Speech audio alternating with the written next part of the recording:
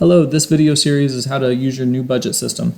By the end of this series, you're going to have a template for you that's going to show you exactly what you plan on spending each month, from your paychecks to your bills to your debt, subscriptions, etc. And it's going to have everything. It's going to have a section for you to put in everything that you might use specifically that month, rather than just your monthly standard payments. From there, you're also going to have a account center for each of your accounts, up to 3 accounts, and those accounts are going to have a transaction center and a projection center, with where the transaction center is going to pull directly from your bank account, and it's going to show you exactly what you've spent so far, and it's going to show you your balance for the month. The projection center is gonna read the future for you, so it's gonna tell you what you still have to spend for the rest of the month and where your account balance is gonna sit. You're gonna have that for each account, and you're also gonna have a vendor summary. It's gonna tell you exactly how much you spent at each vendor, and an executive summary over here where it's gonna tell you exactly how much you've spent compared to what your estimate was, so that you can start analyzing your money and making sure that you're working towards your plan. So that's what you're going to end up with, but that's enough of that. Let's go ahead and get started on your setup. So the first thing you're going to do is create a folder structure. So what I like to have is one budget file for every year, because this is a monthly budget, and so I just like to separate it by year. So I go to 2026, and we're going to be following, as I mentioned earlier, Randy, Mary, and their shared credit card. And they're going to be in the timeline. They're going to be in February of 2026 is what they're going to be looking at. If you're following along, you're going to use your own data. So you'll put in your own account names and whatever month you're currently in. So let's go ahead and get started. For what you need to do first is go ahead and log into your bank accounts and find an area inside of your account where you can download account activity. It's going to say something along those lines of download account activity, or it's going to have a download button. Click that, and then you're just going to give your date range. So you definitely want to have your current month. So right now, if you're following what we're doing, we're in February. We need to have all of February, but if you get earlier than that, that's fine. You just don't want to start mid-month, because this is a monthly budget and planner system, so you don't want to be missing information. When you are asked what file to download, you don't want to pick Quicken, anything like that. You want something that says spreadsheet, CSV, Excel, something like that. You're going to end up downloading a .csv file. So that's an example of a Wells Fargo account. Here's an example of a Chase bank account. Here's your download button, and you can see we picked the same date range, download, and that's it. Now when you download those, you want to put those in those specific folders that we created. So Randy checking is going to get his own section, or is going to get the CSV in his folder. Mary's going to get one in her folder, and the credit card is going to get a CSV in that folder. So that's the CSVs are the only thing that are going to live in those folders, and I'll show you why they go in those folders later. But just a heads up that in those folders, you only want to have one CSV at a time. If you have multiple, then you run the risk of overlapping your transactions, and then you'll have duplicate transactions in your budget system. So once you have your folder structure set up, we're going to go ahead and get started on our budget. So the first thing you're going to do is you're in the Setup tab. You're going to go ahead and select your theme. We have a bunch of different themes for you. You can pick Navy and Slate as kind of the standard, Soft Sage, Lavender, Pink, Dark Mode. I think for this video series, we're going to go Soft Sage, and we'll start filling out all of our information. Now you can see all the fields where there's information to be put in.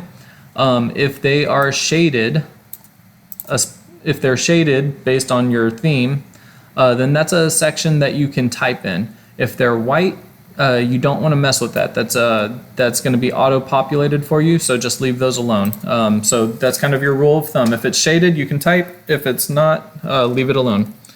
So in your accounts, these are just your account names, and you're just going to type in the name. So we have Randy checking, Mary checking, and credit card. And then active, yes or no. Basically, if you have an account that you don't plan on pulling, you only plan on using one or two of these, then you can just keep the active as no. But in this situation, we're going to have them all as yes.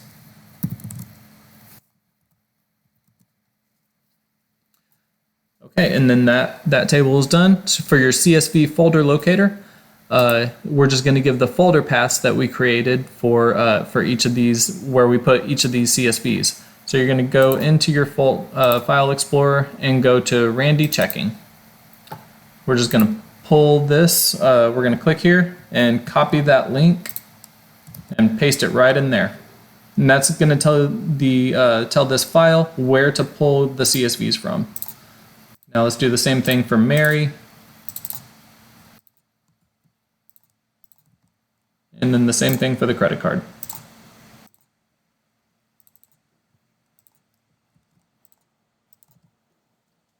All right, so now the file knows where to pull the information from, but now we need to tell it what information to pull from those CSVs. And so that's the point in this CSV column definition. So let me go ahead and pull up. We will show Randy checking right now, and I'm actually going to pull them up side by side so it's easy to see. So let me first pull up Randy checking, CSV. And I will pull these up side by side. Let's make this to where we can see it.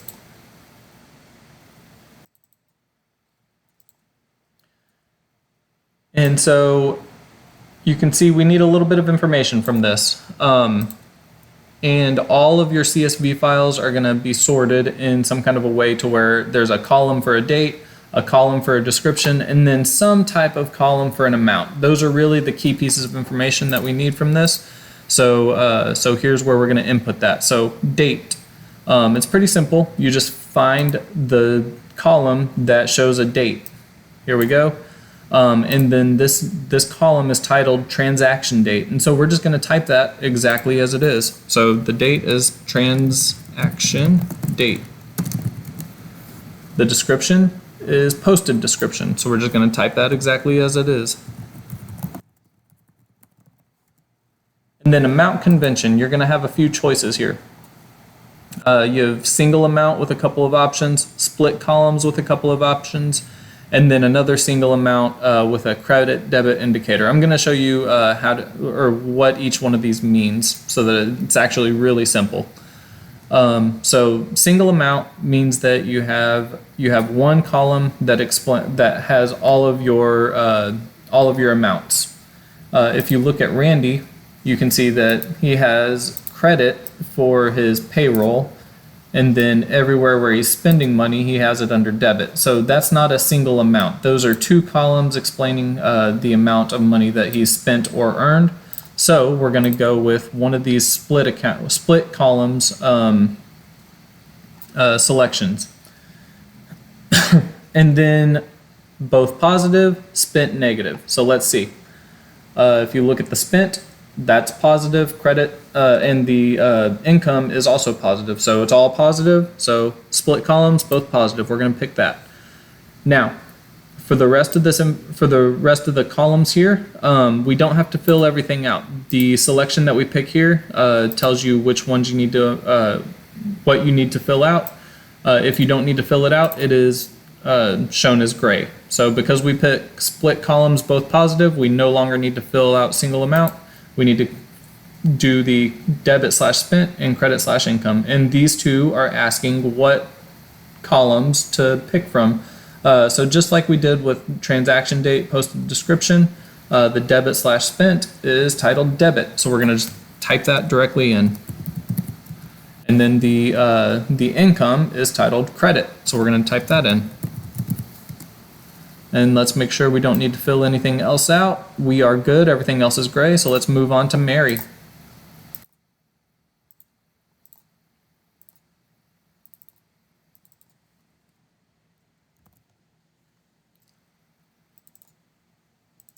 Clean this up. All right, here we go. Here's Mary's CSV file. And you can see, just like we did earlier, date is titled date. Description is titled details. Let's look at our amount. We have one column that shows, so it's going to be one of the single column options because here's your amounts. But let's look at the signs. So we have payroll is 1904, it's positive, but also our HEB where we spent money is also positive. So you have this type over here that says whether it's a credit or a debit. So let's see what options we have here. Single amount expenses negative, single amount expenses positive. Our expenses are positive, but there's nothing showing exactly how to differentiate the two. So single amount, use credit debit indicator. That's the one we're going to pick, and we'll fill out what information we have. So single amount, which column do we need to pull from? And that's going to be the amount column. So let's type in amount. We're going to skip the two grays. Credit debit indicator. So this is telling us this is asking what is the title of the what is the title of the column we need to pull from? The title is type. And then you have a debit indicator text and a credit indicator text. This is asking what do I pull from in the type column that shows whether it's a credit or a debit. So debit indicator text is debit. And then credit indicator text is the word credit. All right, and that's for Mary. Now let's go to the credit card.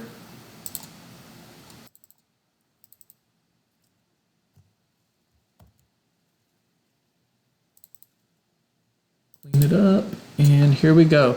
So this one's interesting. In every other situation we had titles, right? But there are some CSVs that don't have titles. They just get straight into the information. So in this situation, we can't put a title here. What we're going to do instead is number the columns from left to right. So ignore the fact that these say A, B, C, D. We're going to number them 1, 2, 3, and 4. So your date is on column 1.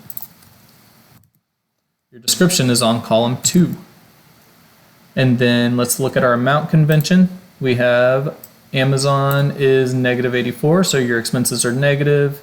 This is a single column, and here's some payments on our credit card, and they are positive. So let's go single amount, expenses negative. Your single amount is on column 1, 2, 3, 4. And everything else is gray, so we don't need to fill out anything else here. So that is how you do the one-time setup on this. Let's maximize it and see what happens from here. So now we haven't done anything on this import health table or last refresh table. So now that we've pulled all the information that we need to pull our bank accounts in, let's go to data and hit refresh all. You might get a little warning. You just hit OK.